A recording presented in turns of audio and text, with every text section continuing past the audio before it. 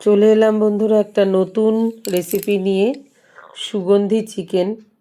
আজকে দুপুরের মেনুতে এটা ছিল। উচ্ছে সেদ্ধ করেছি, টক, আর সাথে রয়েছে এই সুগন্ধি চিকেন। সুগন্ধি চিকেনের কিন্তু পাতাগুলো দেখে বুঝতেই পাচ্ছেন কি দিয়ে করেছি। দারুণ একটা টেস্ট হয়েছিল, আর সেই রেসিপিটাই আজকে শেয়ার করি আপনাদের সাথে।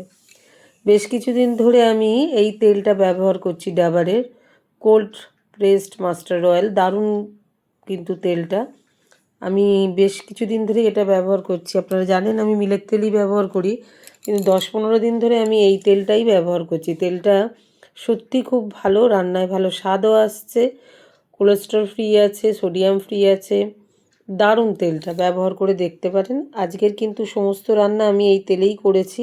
তেলটা আপনাদের দেখাচ্ছি, দেখুন কতটা হালকা এবং কতটা সফট, মানে রান্না করছে যে রান্নার স্বাদই আলাদা লাগছে। ব্যবহার করে দেখতে পারেন, দারুণ কিন্তু। আজকে যে রান্নাটা করছি আমি সুগন্ধি চিকেন, তার জন্য যেগুলো নিয়েছি সেটা হলো একদম কচি কচি গন্ধরাজ লেবু পাতা।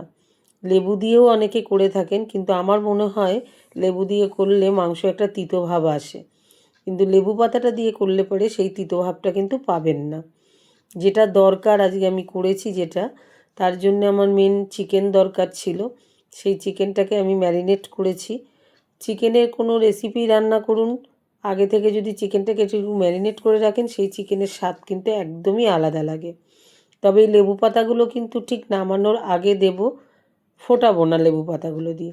দারুণ একটা মাংসের স্বাদ আসে, আর খেতেও দারুণ লাগে। আলু ভাজা বসিয়ে দিয়েছি, বলেইছি আপনাদের এই তেল দিয়ে আমি রান্না করছি। আর আমার সমস্ত মশলাই কিন্তু ঘরোয়া মশলাই বেশিরভাগ হয়ে থাকে। এই দেখুন আমি এই লঙ্কাগুলোকে রোদে শুকিয়ে রাখি, কম পয়সায় কিনে এগুলোকে শুকিয়ে শুকনো লঙ্কা যদি করে রাখেন সারা বছর চলবে।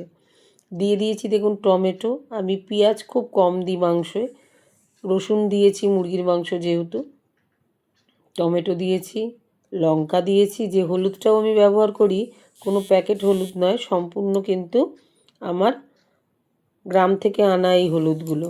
দারুণ স্বাদ হয় রান্নায় কিন্তু। দেখুন আমি তেলে মশলা দিয়ে একদম তেল ছাড়া পর্যন্ত একটু মশলাটা কষে নিয়েছি, তারপর দিয়ে দিলাম ম্যারিনেট করা চিকেন। খুব নেভা আঁচে রান্না করব, এবং মশলা যাতে তেল ছাড়া পর্যন্ত কিন্তু আমি কষে যাব। চাপা দিয়ে কষেছি ধীরে সুস্থে, যাতে মাংসটা খেতে স্বাদ হয়। ঠিক এইভাবে আপনারাও করবেন। আর বিশেষত এই গরমের সময় এই চিকেনটা লেবু পাতা দিয়ে যে আমি করেছি, একবার খেয়ে দেখবেন কতটা শরীরটা ফ্রি লাগে, কোনো অ্যাসিড ভাব লাগবে না। আমার তো সেটা মনে হয়েছে, আপনারা সেটা করে দেখতে পারেন। এইভাবে দেখুন আমি মশলা কষেছি, মাংসের তেল প্রায় ছাড়ার টাইম হয়েই এসেছে। লেবু আমি দিইনি, লেবুর পাতা আমি ব্যবহার করেছি। দারুণ খেতে হয়েছিল। ঘি গরম মশলা অবশ্য দিতে পারেন, আমি কিন্তু এখানে গরম মশলাটা দিইনি। নামানোর সময় অবশ্যই একটু ঘি দিয়েছিলাম। বাড়ির সবাই কিন্তু খেয়ে খুবই পছন্দ করেছেন। গরম জল দিয়েছি দেখুন, মাংসে ঠান্ডা জলটা না দেওয়ারই চেষ্টা করবেন, মাংসটা শিটে ভাব হয়ে যায়। ঠিক এইভাবে একদম কষা কষা করে বানিয়েছি, করে দেখুন বন্ধু।